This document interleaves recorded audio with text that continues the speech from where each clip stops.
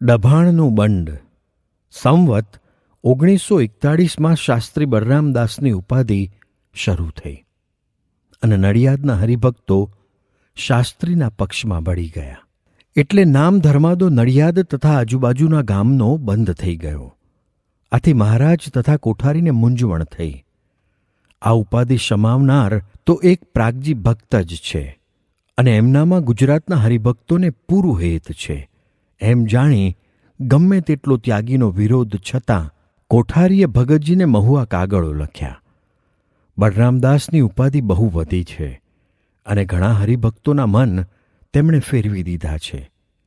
તેથી તમો અત્રે આવો અને નડિયાદ તથા આજુબાજુના ગામોમાં ફરી બધાને વાતો કરી શાંતિ પમાડો. એવા કાગળો ભગતજીને લખ્યા. એટલે ભગતજી પોષ મહિનામાં વરતાલ આવ્યા. ભગતજીના વરતાલ આવવાના સમાચાર ગુજરાતમાં પ્રસર્યા. એટલે બધા જ હેતવાળા હરિભક્તો વરતાલ આવ્યા. ભગતજીને પણ તેમને બધાને નિષ્ઠાવાળાને જોઈને ઘણો જ આનંદ થયો. એમ અત્રે સમૈયા જેવું થઈ ગયું. ભગતજીના પ્રતાપથી ઘણા સાધુઓને પણ ભગતજી વિશે સદ્ભાવ થયો. પરંતુ બીજા કેટલાકે ઘણી જ ઉપાધિ કરી એટલે ભગતજી તુરત જ ઘેર ગયા. ભગતજીને એક તરફ વરતાલ બોલાવી બીજી તરફ તેમની પ્રવૃત્તિમાં બાધા નાખનાર કદાચ પ્રાગજી ભગતથી એ ઉપાધિ શાંત થાય તો સત્સંગમાં તેમનો ભાર પડી જાય એવી દહેશતથી અમે જ આ ઉપાધિ શમાવી શકીશું એમ નક્કી કરી સાધુઓએ ભગતજીને સુખ આવવા ન દીધું. એટલે ભગતજી મહુઆ પાછા ગયા. ફરી ઉપાધિની અતિશયતાથી આચાર્ય મહારાજે ભગતજીને તે જ સાલે કાગળ લખીને જન્માષ્ટમી ઉપર બોલાવ્યા. ભગતજી વરતાલ આવ્યા અને કોઠારી પાસે જઈને કહ્યું, જુઓ, આ બંડ બહુ જ જબરું ઉપડ્યું છે અને ભવિષ્યમાં 3 શિખરનું મંદિર હું ડભાણમાં દેખું છું અને વરતાલથી લાખો રૂપિયા ત્યાં તણાઈ જશે. એવા ભવિષ્ય કથનના શબ્દોથી આચાર્ય મહારાજ તથા કોઠારીએ ભગતજીને નડિયાદ જવા કહ્યું. એટલે ભગતજીએ 2 હાથ જોડી કહ્યું, જો તમારે સમાધાન કરવું હોય તો મને ફક્ત સત્સંગી જ જાણજો, કારણ કે આ સત્સંગમાં અર્ધો ભગવાન તો હું ઠેરાણો છું, પરંતુ આ બંડ શમાવવા કદાચ ઐશ્વર્ય વાપરવું પડે અને લોકો મને ભગવાન કહે તો પણ તમે એમ માની અવગુણ અભાવ લેશો નહીં. હું તો ફક્ત સત્સંગી જ છું અને સત્સંગી જ રહેવાનો છું. પણ લોકો ફાવે તેવી ઉપમા આપે અને તમને ભરમાવે માટે હું પહેલેથી જ તમને આટલું કહી મૂકું છું. માટે જેમ તમારી મરજીમાં આવે તેમ આજ્ઞા કરો.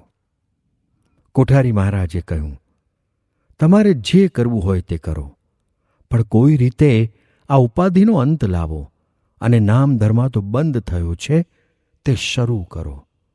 તમારું કોઈ નામ નહીં લે એમ કહી ભગતજીને નડિયાદ મોકલ્યા.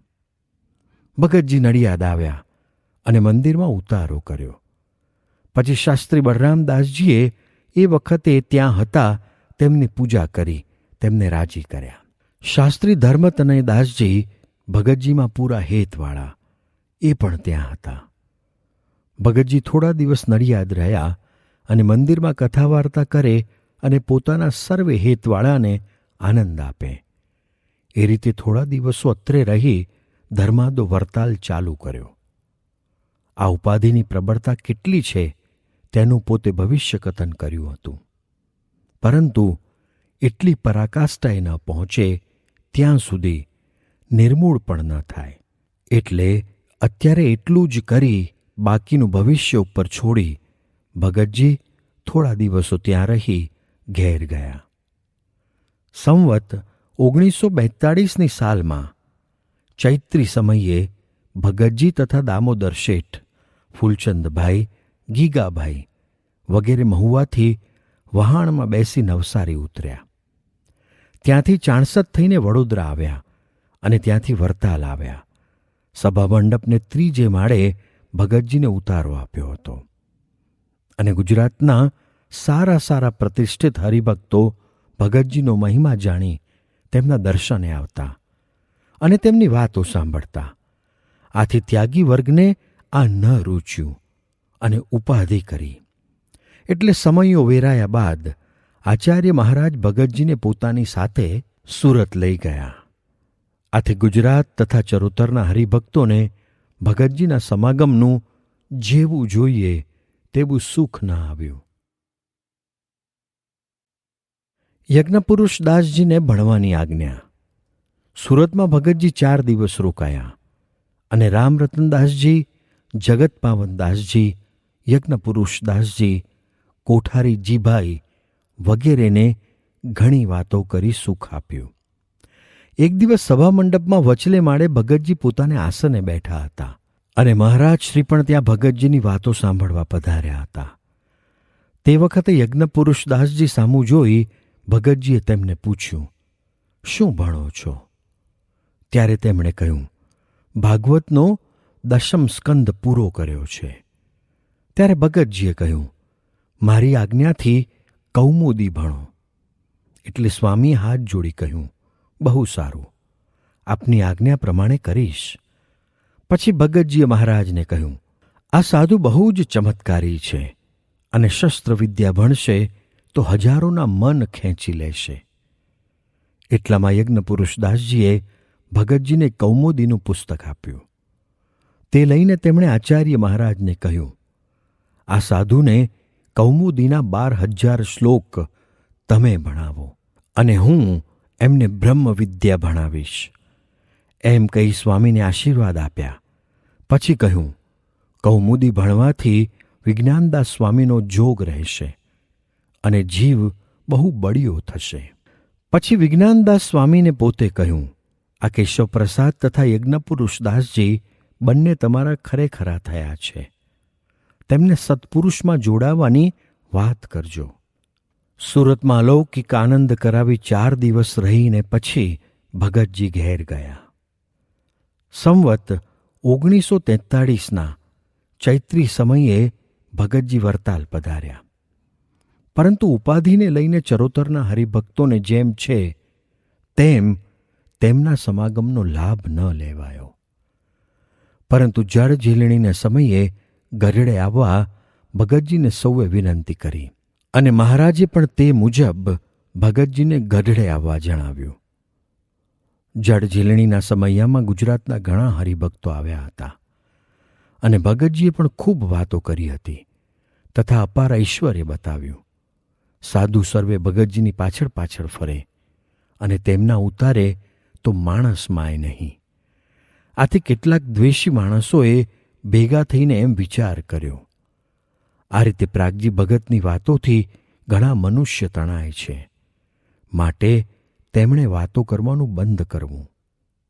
એમ ઠરાવ કરી ભગતજીને બોલાવી એ પ્રમાણે કહ્યું. એટલે ભગતજી તેમને સંતોષ પમાડવા ઘેર પધાર્યા.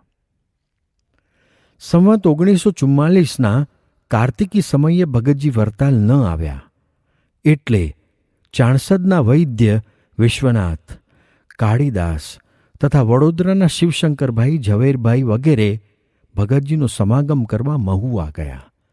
અહીં વૈદ્યે ભગતજીને કહ્યું, તમારો સમાગમ કોણ કરશે? પેલા યજ્ઞપુરુષ દાસજી લાજ મૂકીને તમારા શિષ્ય થયા છે, પણ 6 મહિનાથી માંદા પડ્યા છે.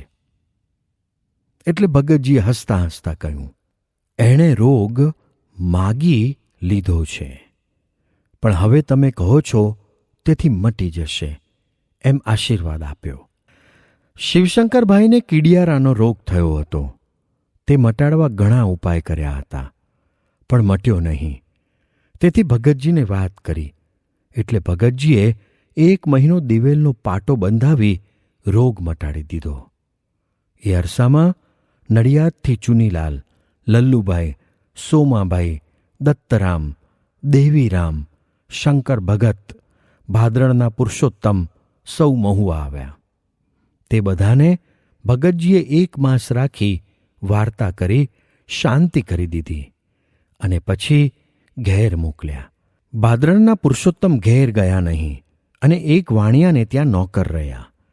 તેથી ભગતજીએ તેમને બોલાવીને કહ્યું, તારા મનમાં તો એમ છે જે 6 મહિના મહુવા રહીને પ્રાગજી ભગત એકાંતિક છે કે નહીં એમ નિશ્ચય કરીને પછી જાઉં, પણ 1,00,000 વરસ રહીશ તો પણ નિશ્ચય કરાવવો કોના હાથમાં છે? એમ કહી તેના મનની ઘણી વાતો કહી દીધી. તેથી તેમણે જાણ્યું કે નક્કી આ પ્રતાપી પુરુષ છે એમ નિશ્ચય કરી ઘેર ગયા. સંવત 1944ની સાલમાં આચાર્ય મહારાજશ્રીએ અષાઢ માસમાં 2 કાગળો ભગતજીને લખ્યા અને જણાવ્યું, નડિયાદ તથા આજુબાજુના ગામોમાં જઈ શાંતિ કરી આવો અને આ બંડ ઉપડ્યું છે તેને શમાવી દો અને નામવેરો ધર્માદો છેલ્લા તમોએ મોકલાવ્યા ત્યાર પછી પાછા બંધ થઈ ગયા છે તે શરૂ કરાવો. ભગતજી આ કાગળો મળ્યા એટલે મહુવાથી નીકળી વડોદરા પધાર્યા. વડોદરામાં ભગતજી 3 દિવસ રહ્યા. ગુજરાતમાં બધાને ખબર પડી કે ભગતજી વડોદરા પધાર્યા છે એટલે ઘણા ખરા હરિભક્તો વડોદરા આવ્યા. અહીં ભગતજીની ઘરોઘર પધરામણી સૌએ કરી અને સેવાનો લાભ લીધો. શિયાપરામાં વકીલ ભગવાનદાસને ઘેર ભગતજીની પધરામણી કરી અને વકીલે ભગતજીની પૂજા કરી. ત્યારે ભગતજીએ પોતાની કોટમાનો હાર વકીલના ગળામાં નાખ્યો અને કહ્યું, તમે બાલાજીના શિષ્ય છો, પણ દરરોજ 1 માળા સ્વામિનારાયણની ફેરવજો અને વરતાલ 1 સમયો કરવા જજો. એમ આજ્ઞા કરી તેમના તરફ દ્રષ્ટિ કરી એટલે તેમના સંકલ્પ બધા બંધ થઈ ગયા. ઓતારો ભલો થાય યગન પુરુષદાસ. આવી રીતે વડોદરાના હરિભક્તોને ખૂબ વાતો કરી સર્વેના ત્રિવિધ તાપ ટાળી શાસ્ત્રી પુરાણીઓના સંશય છેદી ભગતજી ત્યાંથી નીકળ્યા અને ચાણસદ પધાર્યા. અહીં હનુમાનજીની પ્રતિષ્ઠા ભગતજીએ કરી અને થોડા દિવસ રોકાયા. અત્રે નડિયાદથી દત્તરામ દેવરામ બારોટ, વડોદરાથી ગોવિંદભાઈ માસ્તર અને મહુધાના મણીલાલ ભગતજીના દર્શને ભગતજી સાથે આવ્યા હતા. નારના દાજીભાઈ બારોટ ભગતજી વરતાલ પધાર્યા છે જાણી વરતાલ દર્શન કરવા ગયા. ત્યાં યજ્ઞપુરુષદાસજીને મળ્યા એટલે તેમણે કહ્યું, ભગતજી નડિયાદ હશે માટે તમે નડિયાદ જાઓ. એમ કહી મહારાજની પ્રસાદીનો મોગરાની કડીનો હાર તથા 1 તુંબડી તેમને આપ્યા અને કહ્યું, ભગતજી મહારાજને મારા વતી આ હાર પહેરાવજો અને આ તુંબડી ભેટ આપજો. આ વસ્તુ લઈને દાજીભાઈ વરતાલથી નડિયાદ ગયા. અહીં ખબર પડી કે ભગતજી વડોદરા છે એટલે તુરત વડોદરા ગયા. વડોદરાના હરિભક્તોએ કહ્યું, ભગતજી કાલે જ ચાણસદ ગયા છે એટલે ત્યાંથી નીકળી ચાણસદ ગયા. આવી અખૂટ શ્રદ્ધા ભગતજીના દર્શન માટે તેમને હતી એટલે ચાણસદમાં ભગતજી તેમને જોઈને જ ભેટી પડ્યા. પછી તેમને સઘળી હકીકત પૂછી ત્યારે તેમને વરતાલના સમાચાર આપ્યા અને યજ્ઞપુરુષદાસજીએ આપેલ પ્રસાદીનો હાર ભગતજીને પહેરાવ્યો અને તુંબડી ભેટ આપી.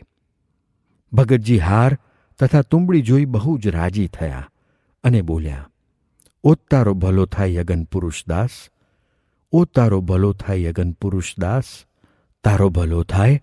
આ પ્રાગજી ભગત સારું આવો દાખલો કર્યો. એમ 3 વખત ઘણા જ રાજીપાથી બોલ્યા. દાજીભાઈ તો ભગતજીનો સ્વામી શ્રી શાસ્ત્રીજી મહારાજ પ્રત્યેનો પ્રેમ જોઈ બહુ જ આશ્ચર્ય પામ્યા.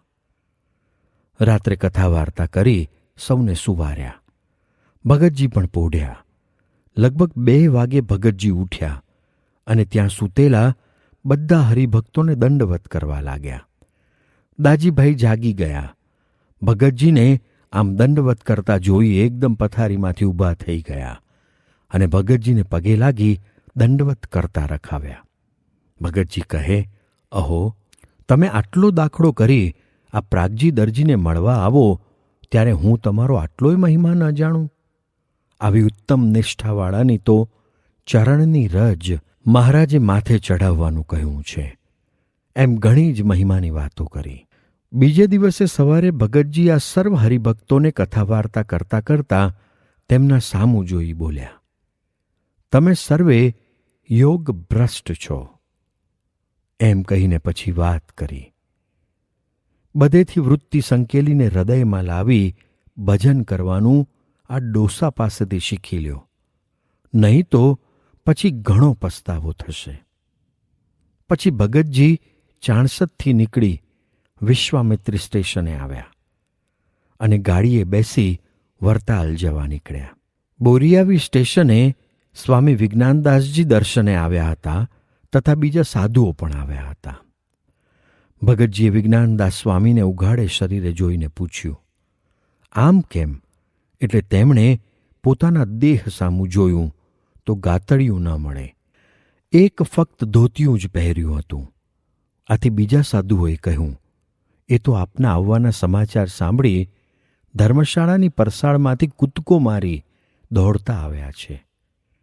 એમને આપનું નામ સાંભળી બીજું કંઈ ભાન રહેતું નથી. ભગતજી તેમના સામું અતિ કરુણાભરી દ્રષ્ટિ કરીને હસ્યા.